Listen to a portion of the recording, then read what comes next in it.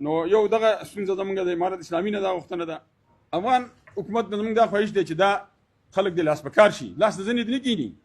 مخکې به چې څه مسله راغله نو جمهوریت به آواز وکړه، په به چې د کیبا ناستلو سره.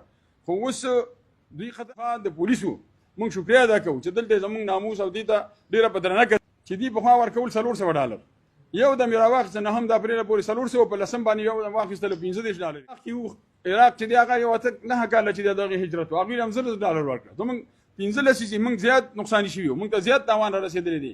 په کار دا دی چې موږ له چې $1000 راکړي. پاکستان په قانون کې دغه دی چې دلته څوک پیدا شي هغه له به د دې د شهریت حق لري چې ورکړي. پاکستان کې تقریبا دا 15 لسیزه ده چې دلته اوسېږو، خو الحمدلله په دې 15 لسیزو کې په پاکستان کې موږ پر امن اوسېدلي وو. د دې خلکو موږ ته ډېره مینه راکړې ده. دلته د دې خلکو موږ چې هر څومره شکریه ادا کړو موږ نشو ادا کولی دې شکریه، ځکه چې 40 کاله دا موږ له په خپله سینه باندې ځای راکړو، ام حکومت ام عوامو ولس ټولو. نو د دې شکریه چې موږ څومره ادا کړو دا به کمه وي او دا به نمک حرامي وي چې موږ شکریه ادا نه کړو. زموږ بعضې مشکلات دي، دا نوې خبرې راغلي دي چې اول ټیم نه ورکوو، زموږ مهاجرو ته ایکسټنشن نه ورکوو، هغې نه وروسته چې کله ایکسټنشن یې ورکوو نو اوس د 1 میاشتې خبره شوله. نو په دې 1 میاشت کې دا هیڅ ممکن نه ده چې د 15 یا 500 کالو زندګي دا په 1 میاشت کې راغونډه شي او د یو ملک نه بل ملک ته دوباره نوې هجرت وکړي. دا هیڅ د عقل تقاضا هم نه ده، دا نه د بشري حقوقو په چوکاټ کې دا شی ځایږي. دا ډېر وخت غواړي، زمان غواړي او دغه وخت او زمان زمونږ د دې ناستې مقصد هم دغه دی چې موږ له وخت او زمان راکړي او په عزت سره موږ خپل وطن ته واپس شو. خو سره دې موږ څه غوښتنې لرو چې هغه زموږ غوښتنې UNHCR ته متوجه دي، پاکستان حکومت ته متوجه دي او امارت اسلامي ته متوجه دي. موږ چې د دې ځای نه لاړ شو افغانستان ته، په افغانستان کې اول خو د خلکو ځمکه نشته. یو کور راغلی و دلته، اوس 40 کورونه دي جوړ شوي دي. نو هغه کور هغې ته اکتفا نه کوي، اول ځمکه نه لري. که بیا ځمکه لري نو چې آبادي کوي په افغانستان کې د ماسټر پلان په نوم باندې آبادۍ ته یې نه پرېږدي چې دې باندې ماسټر پلان دلته تطبیق شي، بیا هغې نه وروسته به تاسې آبادي کوئ. نو خلک چې لاړ شي هلته به څه کوي؟ سرپناه نشته دی. زموږ امارت اسلامي باندې دا غږ دی چې وروره ته دا کار مه کوه، خلک پرېږده آبادۍ ته. نو یو دغه ستونزه زموږ د امارت اسلامي نه دا غوښتنه ده. بل UNHCR چې دی، UNHCR دا مسؤلیت لري، دا ذمہواري د UNHCR ده چې دلته د افغانان پراته دي، دوی ته چې څه مشکلات جوړېږي، څه مسلې وي، دا مسایلو ته UNHCR حل کړي. زموږ د UNHCR نه دا غوښتنه ده چې دوی سره کښېنئ. ولې به یې نه مني؟ دا خو دنیا ټوله په سیاست چلیږي. تاسې به دلایل به هم کمزوري چې هغې تاسې نشئ قانع کولی. قوي خلکو ته راولئ، کښېنوئ، د دوی څه مطالبې دي دا ټول سره ومنئ. ځکه دا دلته د یو کس 2 3 یا 15 دغه خبره نه ده، د ژوند خبره نه ده. دا د لکونو د 3 میلیونه خلکو چې دی دا د زندګۍ خبره ده. نو د 3 میلیونو خلکو د ژوند سره لوبې کول دا په کار نه دي. UNHCR هم دا خواهش دی چې دوی سره په کلکه باندې کینی.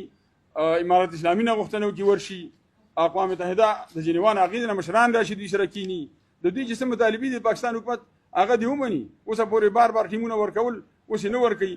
نو دا ولې؟ خو دا ده چې د دې چې مطالبې وي چې هغه UNHCR د هغې نه قاصر وي د هغې د پوره کولو نه، نو دغه وجه به وي. بیا که فر مثال نشي قانع کولی، دا خلک نشي قانع کولی، پاکستان دې ته نه جوړېږي، نو زمونږ بیا د UNHCR نه دا غوښتنه ده چې دا خلک هلته په دې وخت کې داسې خلک په دې ډله کې شته دي چې هغوی ته هلته د سر خطر دی، هغوی ته هلته مشکلات جوړېږي. نو بیا دې دا خلک خیر دی کیسونه هسې هم اخیستي دي او نور دې چاڼ پکې وکړي.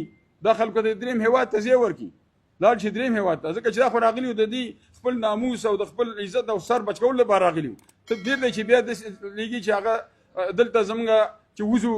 اوس بیا یو خبره دا کومه چې د پښتونخوا د پولیسو موږ شکریه ادا کوو چې دلته زموږ ناموس او دې ته ډېره په درنه کتلي. خو د نورو صوبو خلک چې دي هلته د هغې ځای پولیس د خلکو ناموس چې دی دا بېعزتي وکړله، د خلکو د هغه بشري حقوق یې پایمال کړلو. نو د دې ټولو سره چې دا پایمالېږي او دا ناموس موږ راغلي څه یو، موږ راغلي دې لپاره چې دلته زموږ حیا او عزت او ناموس خوندي شي. ولې دلته بېرته زموږ بېعزتي کېږي. نو موږ په دې باندې ګیله منه یو او دا د نور خواهش کوو چې بند شي دا کیسې نورې. خو د پښتونخوا حکومت نه موږ شکریا ادا کوو چې تر اوسه پورې دغسې عمل د افغانانو سره نه دی کړی. د یونیسیار یو مطالبه زموږ دا ده چې دوی پخوا ورکول $400 یو دم یې راواخېسته 9 د اپریل پورې 400 په 10 باندې یو دم واخېستله $15 یې کړل. نو $15 خو هېڅ شی نه دي. نو موږ دا خواهش دی چې دا خلک غریب دي بېوسه دي. دلته دوی 45 کاله چې دی هجرت تېر کړو. نو دا 45 کاله د مهاجرت سره دا خلک هلته هېڅ نه لري. نو که د دې ځای نه ځي تاسې کم از کم دوی ته $10 فی کس باندې ورکوئ. ځکه په عراق کې وو، عراق چې دی هغه یو 9 کاله چې دی د هغې هجرت و، هغوی هم $10 ورکړه. زموږ 15 چې موږ زیات نقصاني شوي وو، موږ ته زیات تاوان را رسېدلی دی. په کار دا دی چې موږ له چې $10 راکړي، د 1000 نه زیات راکړي. خو د عراق دغه سره خو د موږ شمېر کړي که نه چې څنګه هغوی له ورکړي هماغه موږ له $10 خو دې راکړي کم از کم. پاکستان دا غوښتنه ده چې افغانان نور دلته موږ نشو برداشت کولی او چې وي نو د ویزې سره به وي. پیوار کارډ او یا ای سي کارډ دا ټول چې دی دا ختم شلو او دوی به د ویزې سره اوسېږي. نو زموږ د دوی نه دا خواهش دی ټیک ده چې ته ویزې سره موږ نه اوسېدل غواړي نو هلته یو ویزه په $1,800 ویزه ده او په یو فامیل کې چې دی 1015 افغانان اوسېږي. نو چې دوی سره دومره پیسې وي چې ویزې لګولې وي نو بیا به ستا دا سوال او دا مشکلات سره دوی به نه مخامخ کېدل. خو اوس تاسې وګورئ چې یو 15 کسه فامیل ته چې $500 دغه شي نو $12,000 دا چا په وس کې دي. ویزه کې دې سهولت راولي، اسانتیا دې راولي، په دغه ای سی سی او پیوار کارډ په دې دې طویل المدت ویزې ورکړي. د 3 کالو 4 کالو ویزه دې ورکړي. دا ویزه چې ختمه شوله په دې دوران کې موږ د دې مسؤلیت لرو چې دغه خلک دغه افغانان زمونږ دا موږ په دې قانع کړو چې دا ویزه دې ختمه شوله. ته ګوره بیا مهاجر پاتې نه یې، ته ګوره ته افغانۍ دې ویزې اخیستلو سره ته افغانۍ پاتې شولې.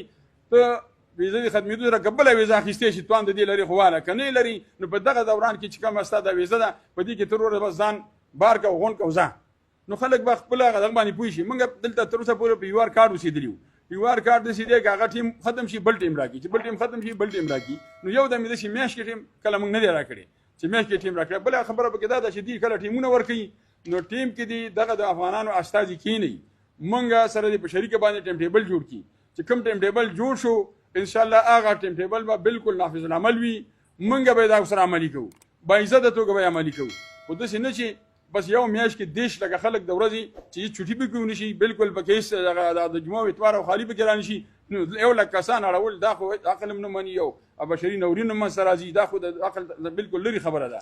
نو هغه څه چې ممکن وي زموږ د پاکستان د حکومت هغه غوښتنه ده چې باعزته توګه زموږ واپسي وشي او دغسې نه وي لکه دا دوی چې یو میاشت ټیم ورکړی دی. نو دا خلک چې تجارت راغونډوي، دا معاملې خپلې راغونډوي، دا معاملې په میاشت کې نه راغونډېږي. نو زموږ خواهش پکې دا دی چې هغه کومه چې موږ له د سینې په سر وخت راکړی ځای راکړی دی موږ هغې ته د قدر په نظر ګورو. هغې ته موږ د هغې مېلمستیا دوی ستاینه کوو. دوی هغه شی ته ډېر هغه بالکل نظر انداز کوي، هغې ته نه ګوري چې یاره موږ دې 40 کاله دوی وساتل، اوس یې ولې دغسې په سپکه وشړو، دغه خپل 40 کاله خدمت او ګډه دا ولې بسین له وکړو. دوی ورته نه ګوري دغه ته، خو موږ بلکې بیا هم د دوی هغه خدمت او د دوی هغه دغه ته د قدر په سترګه ګورو. دوی نه دا خواهش دی چې خپلې کړنې ته تاسې هم د قدر په سترګه وګورئ.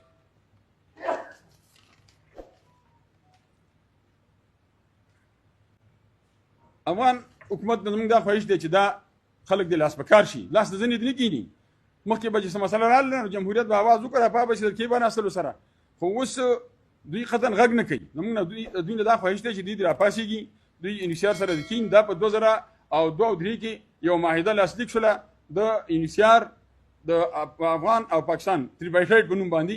دغه تریپایسایډ دغه چې جوړ شوله معاهده، نو په هغې کې به دوی دا کړي چې موږ د مهاجرینو دپاره چې څه مسله کوو څه فیصله کوو هغه به موږ 3 وانه په دغه کې تریپایسایډ کې به د دې دا به ډیسایډ کوو. خو ولې اوس یو پاکستان حکومت لګیا دی، انحصار هم خپلې هلې ځلې کوي. موږ ته یې ویلې موږ هلې ځلې کوو لګیا او ساره ما خبرې ورسره شوي دي.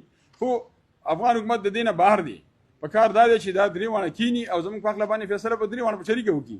او که دا شي وي چې دا هغه په ارام ناست وي امارت اسلامي او دا خلک د دې نه دا 10 لکه ورپاسې هلته واړوي، نو د هغې دپاره ډېر یو درد سر جوړېږي. موږ امارت اسلامي باندې دا غږ دی چې دا درد سر ځان لا مو جوړوي اواز اوچت کوي په ترتیب باندې دې سره کېنئ راشئ خبره وکړئ ځکه دېش لکه خلک کې ځوانان دي دا چې د دره کار نشته اقتصاد نشته کار روزګار نشته کار روزګار شنی نو د اقتصاد مشکل پیدا کیږي چې اقتصاد مشکل پیدا شو ځوان څه کوي غلط تناسه کوي امنیت دې خرابېږي دا ستا کم خام امنیت چې دی دا کم ښه دغه چې برابر کړی دی نظم دا د ګډوډ کېږي دېش لکه خلک نه دي ډېر خلک دي نو موږ دا یو چې تاسې په کار چې لاس په کار شئ امارت اسلامي باندې دا غږ دی دلته لونه دي خویندې دي په یونیورسټو کې پوهنتونونو کې په کالجونو کې نو که د دې نه دا پاسېږي سي هلته دا زمینه برابره نه ده زموږ لوڼو ته چې هغوی تعلیم وکړي نو د دوی به یو لویه صدمه به دوی ته ورسي هغه به دا چې دوی به رواني سایکالوجیکلي به دوی بیماران شي ځکه چې ته 10 کاله 15 کاله 14 کاله دوی تعلیم وکړي او یو دم ته هغه راوالي په کور کې کښېني نو دا په خپله لیوني کېږي او هلته هم دغسې نیم قشر چې دی دغه دي زنانه دي او دلته هم نو چې نیم قشر ستا په کور کې ټول زنانه لیوني شي هغه سړي مو سره لیوني کېږي نو زمونږ دا خواهش دی چې د پاکستان حکومت نه دا خلک چې تعلیمونه کوي دوی له دې مخور کړی شي د تعلیم دا دې نه دغه کوي دخله کوي دې نه د تعلیم نه همدغسې زموږ ځوانان دي دلته په ډېر ګڼ تعداد کې زموږ ځوانان تعلیمونه کوي نو که دغه ځوانان زموږ داسې د تعلیم دغه نه صحنې نه وځي نو هغه نه به څه جوړېږي یا به نشهیي پوډري به وي بدماش به وي لانجمن به وي د هر ځای کې به د هغه د امن دشمن وي نو زموږ دا خواهش دی چې دغه کار پاکستان بیا دوباره په خپلې فیصله باندې نظرثاني وکړي او د دې فیصلې نه تېر شي ځکه دا د یو کس 2 15 لسو دغه نه دی بار بار زویم دا د 10 لکو خلکو خبره ده د 10 لکه خلک ډېر یو د یورپي ملکونو کې 10 لکه چې دا یو د ملک دغه دی آبادي ده نو ډېر لویه دغه ده یو نورین پیدا کوي دا مسلې بل د پاکستان خپل قانون چې څه دی هغه څه وي موږ د پاکستان د قانون نه ماورا څه نه غواړو پاکستان په قانون کې دغه دی چې دلته څوک پیدا شي هغه له به د دې د شهرت حق لري چې ورکړي اوس زموږ خلک په 2014 کې کومه سروې چې شوې وه 15% خلک دلته پیدا شوي اوس هغه تعداد 9 کاله پس به کم از کم د 90% نه اوړېدلی وي چې د 90% نه دا تعداد واوړېدو نو دا خلک دلته د دې ځای د شهرت حق لري دلته دوی په هسپتالونو کې چې هغه دغه ورکوي واکسین کارډ ورکوي یا نور څه ورکوي یا دلته په پی سي ایم کې ولا کارډ ورکوي دا ټول ثبوتونه موجود دي نو چې موجود دي نو دغه خپل قانون دی موږ سره عملي کړي زموږ دغه ځوانان دغه هلکان چې اوس دلته تعلیمونه کوي دا صحنه به تعلیم هم دي تعلیم صحنې له به منوځي او دلته به د دوی دپاره یو د ملک د آبادۍ کې به هغه کې تعمیر کې به کار وکړي ځکه الحمدلله افغانان چې دي دا محنت کشه خلک دي که تاسې وګورئ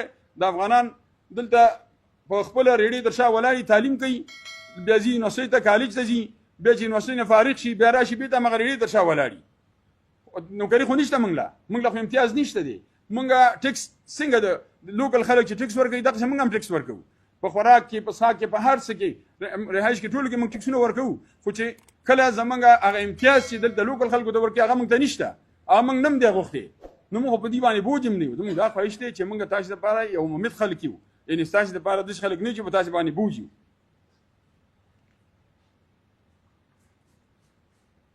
زموږ یو غږ په دلته په پاکستان حکومت باندې دا دی چې موږ ته دې موقع برابره کړي چې هغوی دلته نه راځي چې زموږ د مهاجرینو استازي لاړ شي او هلته هغوی سره خبرې وکړو هغوی سره کینو چې وروڼو موږ ستاسې وروڼه یو تاسې زموږ غم وکړئ یو طریقه برابره کړو یا هلته ورته زمینه جوړه کړو یا د دې ځای نه دلته پاکستان حکومت سره خبرې وکړو د دوی ترمنځ زموږ یو قسم پل جوړ شو د دواړو هېوادونو ترمنځ ځکه زموږ د شورا یو منشور لرو موږ شورا منشور زموږ په 2 ډوبو کې دی یو د مهاجرینو د حقوقو دفاع او بیا دواړه د پاکستان او افغانستان د ولسونو ترمنځ همغږي نو موږ هغه خلک یو چې موږ د دې دواړو هېوادونو ترمنځ یو پل جوړېدی شو او دغه ستونزې چې د دوی ترمنځ دي انشاءالله چې دغه خلکو ځکه دا خلک چې دي د افغانان موږ هلته کوم خلک چې اوسېږي چارواکي دي هغه موږ ډېر نږدې نه پېژنو موږ سره ناست پاست یو نو موږ چې ورته کومې خبرې په کومه لهجه کولی شو دا ډیپلوماسي دا تقاضا نه کوي چې دوی سره په هغه لهجه خبرې وکړي نو موږ له دې دا چانس راکړي موږ د دې نه